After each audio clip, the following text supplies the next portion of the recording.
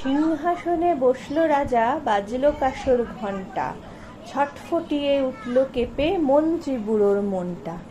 বললে রাজা, মন্ত্রী তোমার জামায় কেন গন্ধ? মন্ত্রী বলে, এসেন্স দিছি, গন্ধ তো নয় মন্দ। রাজা বলেন, মন্দ ভালো দেখুক সুকে বদ্যি। বদ্যি বলে, আমার নাকে বেজায় হলো সর্দি। রাজা হাঁকেন, বোলাও তবে রামনারায়ণ পাত্র। পাত্র বলে, নস্যি নিলাম এক্ষুনি এই মাত্র।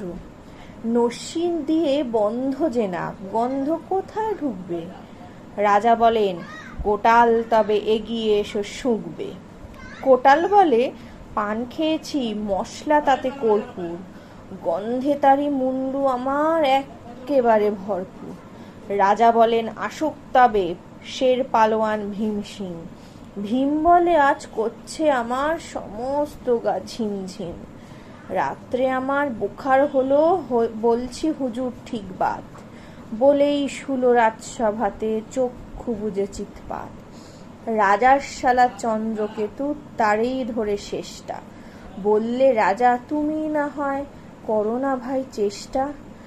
চন্দ্র বলেন, মারতে চাও তো ডাকাত নাকো জল্লাদ। গন্ধ শুকে মরতে হবে, এ আবার কি আহ্লাদ?